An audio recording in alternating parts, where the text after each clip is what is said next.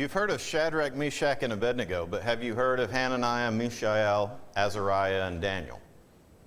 We don't talk about those names very much. We talk about the Babylonian names that were given to them, but we've forgotten that they had Jewish names.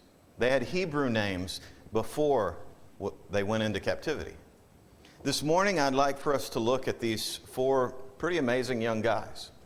They were taken off from their home that they knew, their home that I'm sure that they loved, and they're taken away from Judah and Jerusalem and taken all the way to Babylon.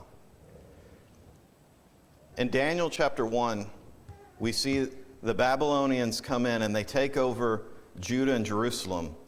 They besiege it, and they take this group of people and transplant them back to Babylon. If you have your Bible, look at Daniel chapter 1 and verse 1. Daniel chapter 1 and verse 1. It says, "In the third year of the reign of Jehoiakim, king of Judah, Nebuchadnezzar, king of Babylon, came to Jerusalem and besieged it. And the Lord gave Jehoiakim, king of Judah, into his hand, with some of the vessels of the house of God. And he brought them to the land of Shinar, to the house of his God, and placed the vessels in the treasury of his God. Then the king commanded Ashpenaz, the chief eunuch, to bring some of the people of Israel, both the royal family and of the nobility, youths without blemish, of good appearance and skillful in all wisdom, endowed with knowledge and understanding, learning, and competent to stand in the king's palace, and to teach them literature and language of the Chaldeans. The king assigned them daily portion of food that the king ate and the wine that he drank. And they were to be educated for 3 years, and at the end of that time, they were to stand before the king. Among these were Daniel, Hananiah, Mishael, and Azariah of the tribe of Judah."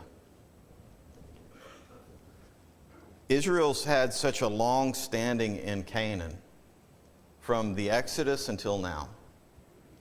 And they've been there, and God is taking care of them. God did amazing works to provide for them. They fought battles where no one lost their lives. They ate from vineyards that they never planted. They had homes that they'd never built. And they had several hundred years where they were living in this land, but they began to depart from God. They lost his word, and they started to forget who he was. And so as part of that punishment, God allows a foreign nation to come in and to take them, to conquer them. It says that some of the utensils, the vessels from the temple, from God's house, were taken away to Babylon and put in the house of a foreign god. And God's people were taken away and transplanted from Canaan to Babylon. Can you imagine how traumatic that time was? Losing their home, losing all of their things, losing track of family, losing track of friends. And to the Hebrew people and to foreign nations, it would appear that God had forsaken them, or that God wasn't real anymore. But that wasn't the truth. God was using King Nebuchadnezzar. God was using Babylon as a punishment, but he also brought his people out of a time of apostasy, where they didn't listen to him anymore. And so the king says he wants these people, these young people, to be brought in. They've got to be good looking, they've got to be wise, they've got to be teachable, they should have this noble background. And he wants them to be brought in and taught for 3 years' time in the literature and the language of their country. What's he really doing here? He's trying to assimilate these Hebrews into their culture, and they would take a leadership role in his kingdom. And so as all of these things are taking place, he's trying to change the Hebrew people to be his own people. It's really a smart tactic, but it's bad for the Hebrews. They were to start thinking like Babylonians. They were to be educated like Babylonians. They were to live and eat and do all of their different things like the Babylonians did. And they would lose their history. They would lose who they were. We're given the names of these four guys: Daniel, Hananiah, Mishael, and Azariah. And they were all from the tribe of Judah. They were some of these handsome young guys. They were smart. They were intelligent. They were teachable. And so they're part of this big group that's chosen. And so for 3 years, they're going to be trained. And they're given a portion of the king's food and the wine that he drank. They ate like kings. And it reminded them where all of this stuff came from. It was from their king of Babylon. But these guys were very interesting. They did things very different. They stood up against the king's teaching, the king's ways of doing things. And his servant, Ashpenaz, he gives them new names. Daniel, he calls Belteshazzar. Hananiah, he calls Shadrach. Mishael, he calls Meshach. And Azariah, he calls Abednego. I've talked a bit about names before. The Hebrew people were very tied into the names that they gave different things. If they named you David, that had significance. There was purpose. There was a history and a background to it. Sometimes today we'll see people called by their father's name or their grandfather's name. I have my mother's middle name, and that's very special to me. And the older that I get, the more that I understand the importance of our name and the history and our family and where we came from. Some people don't get that gift. Some people don't have a good history and a good family. But I recognize how important that is. To take these young men and to rob them of their Hebrew culture and to rob them of God is wrong. Let's look at the names that they had individually and see what they meant. Hananiah. His name means gift of the Lord. And yet his name was changed to Shadrach, a servant of Aku, the Babylonian moon god. It really robs the beauty of that, doesn't it? He's called gift of God, and yet his Babylonian name that he's called for the rest of the book is Shadrach. It's not nearly as special sounding as Hananiah. And that was robbed of him. And I really enjoy the fact that at the beginning of the book of Daniel, Daniel calls them by their Hebrew names. But then as we go through the book, we see that they were seen publicly as Shadrach, Meshach, and Abednego. That went backwards. Let's go forwards. Mishael. Mishael means who is like God. What an awesome thing that when people would go around and ask, where's Mishael? They'd be saying, who's like God? Who's like God? When they call Hananiah, they go, gift of God. Where's gift of God at? Mishael's name was taken from him, and he's called Meshach. And that means who is what Aku is, or guest of the king. That doesn't sound, those names, they just don't sound the same, do they? And the meaning behind them is totally different. It's taken from being a godly thing to being a pagan thing, and their culture is changed. Then we have Azariah. His name means helped by God. In a time where they were taken away from their own country and they're in this foreign land and so much stuff is different, Azariah was helped by God. That's what his name meant. And yet he's called Abednego, servant of Nego, a Babylonian god of wisdom.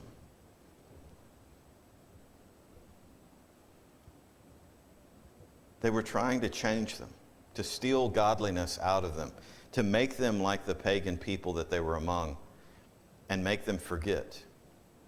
Daniel means God is my judge. And his name was changed to Belteshazzar. Baal, protect the king, prince of Bel.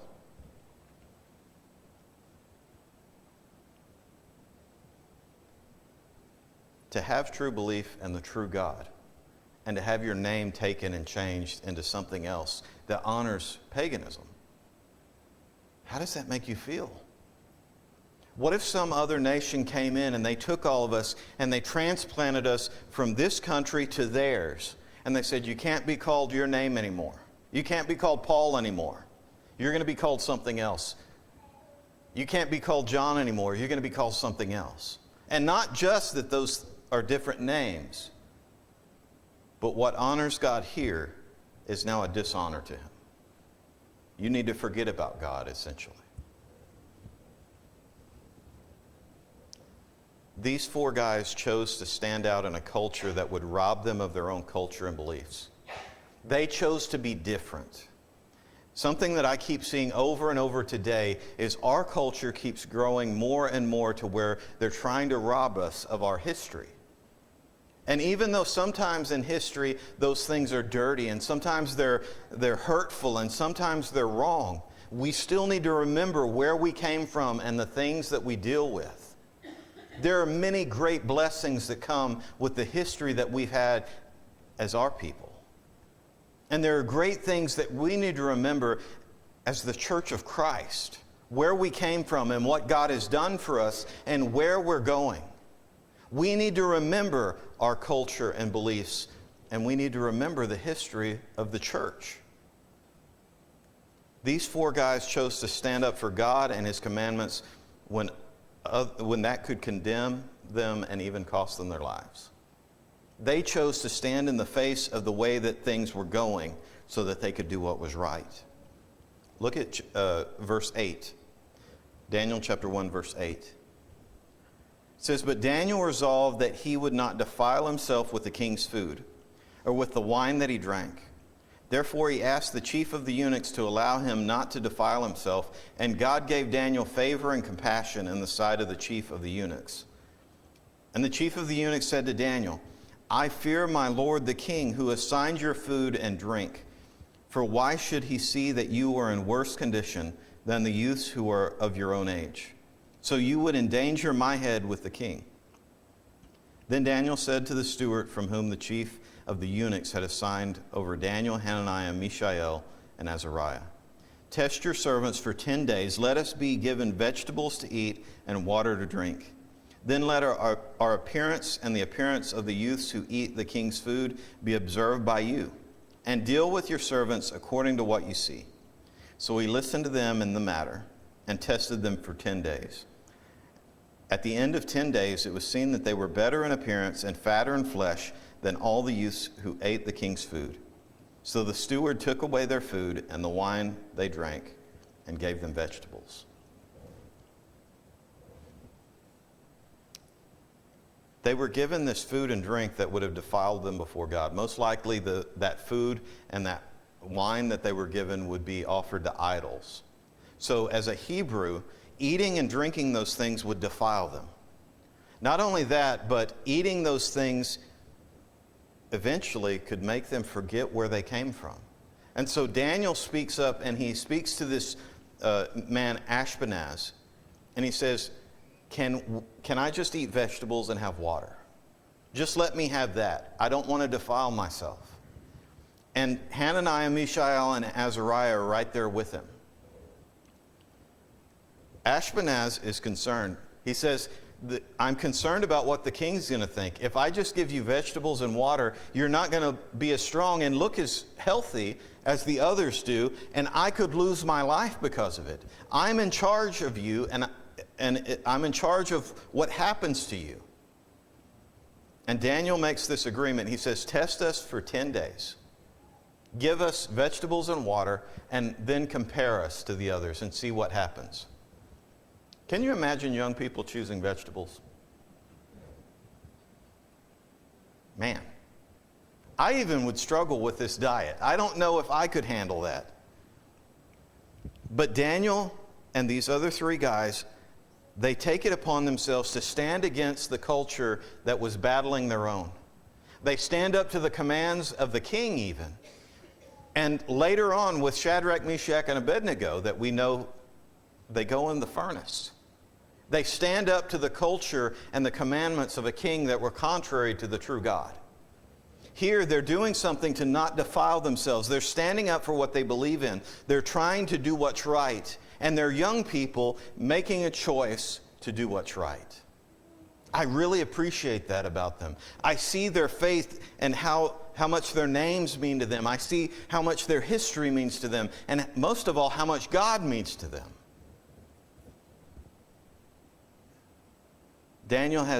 God gives this favor for Daniel in the eyes of Ashpenaz.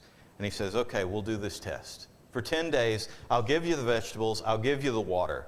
But I know what's going to happen. You're going to look worse than the other young people, and we're just going to go back. Well, wouldn't you know, after 10 days, the guys actually look healthier. It says fatter in flesh. That doesn't mean unhealthy. They looked healthier.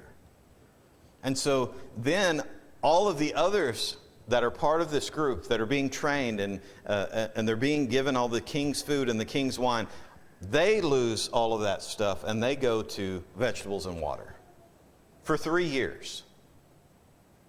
Man, can you imagine? Think about what the others thought of Daniel, Hananiah, Mishael, and Azariah. Can you imagine how they treated them? We were eating really well. We had all the good stuff, and now we're eating just vegetables and water because of you. But look what happens in verse 17. As for these 4 youths, God gave them learning and skill in all literature and wisdom, and Daniel had understanding in all visions and dreams. At the end of the time, when the king had commanded that they should be brought in, the chief of the eunuchs brought them in before Nebuchadnezzar. And the king spoke with them. And among all of them, none was found like Daniel, Hananiah, Mishael, and Azariah. Therefore, they stood before the king. And in every matter of wisdom and understanding about which the king inquired them, he found them 10 times better than all the magicians and enchanters that were in all the kingdom. And Daniel was there until the first year of King Cyrus. God blessed these guys. He gave them a special understanding, a special wisdom, a special learning ability. And Daniel could also understand and interpret dreams. Sometimes I wish he were here where I could ask him, what does my dream mean? And later that comes into play. Nebuchadnezzar actually calls him in, and he's the only person that can tell Nebuchadnezzar the truth. At the end of the 3 years, these 4 guys are 10 times better than any of the wise men in Babylon. God made them that way. God blessed them because they chose to do what was right, because they chose to follow what was good, and they would not defile themselves. I wonder how many people today could choose this and what God could do to bless them, what he's willing to do, and what is the potential of those that choose to obey. Look at James chapter 1. James chapter 1.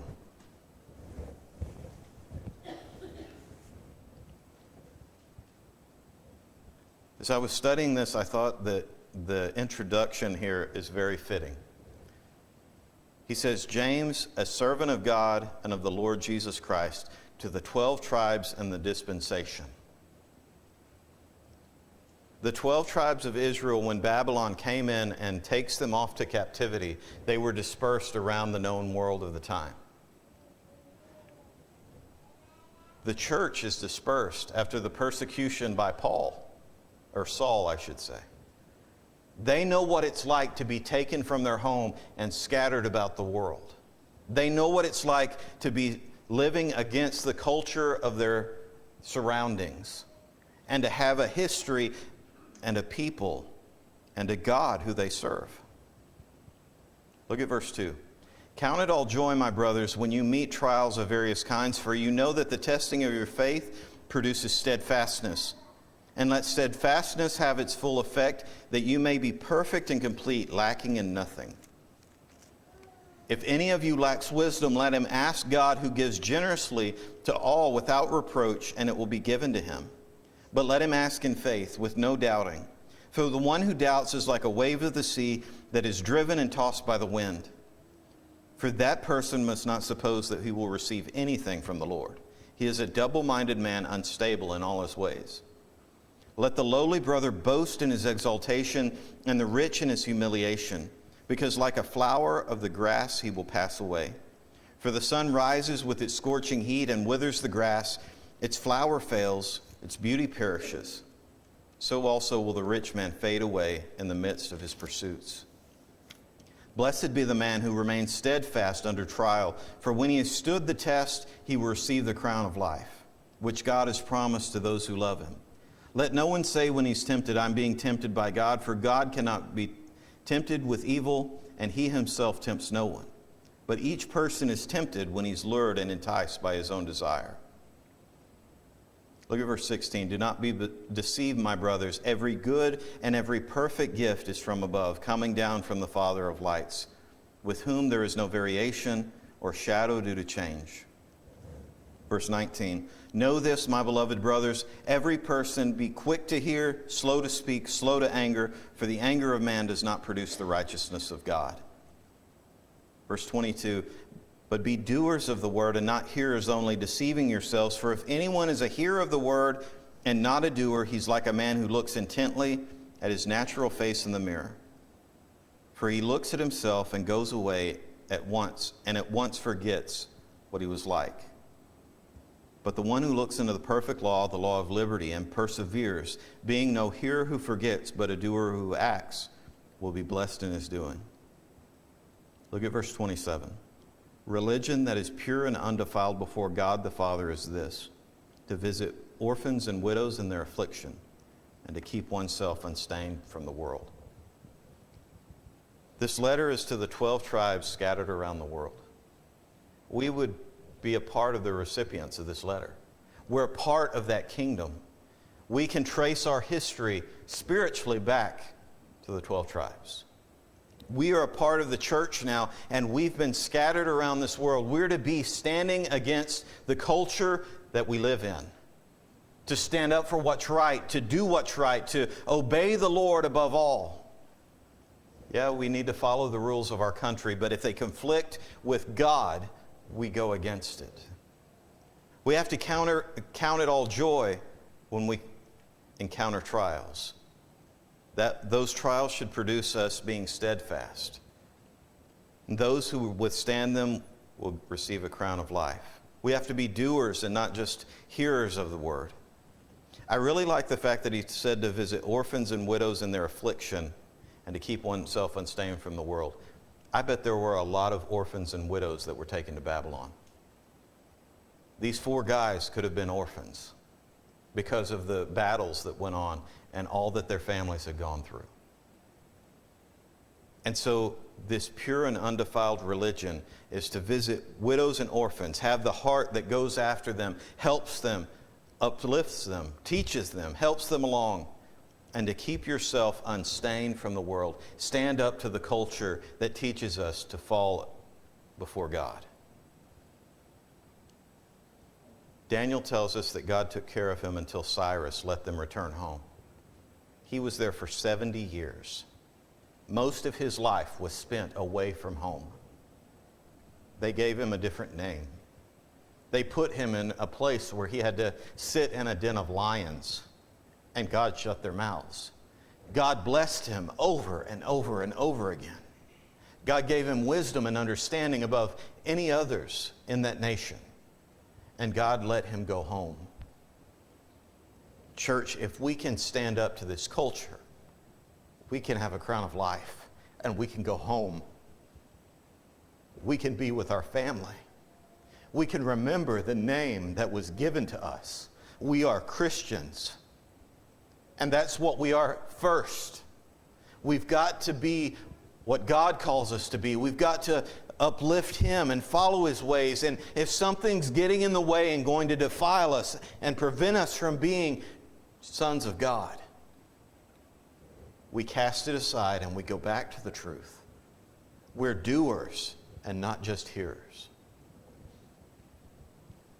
What can God do with you when you stand against culture in order to follow Him? What is the potential there? How can He change things here in Rockdale? How can He change things in our country? How can He change things in this world when we are obedient? This morning, if you need to come to the Lord, if you need to be reminded of your name, of where you come from, of the God that you serve. I ask you to come as we stand and sing.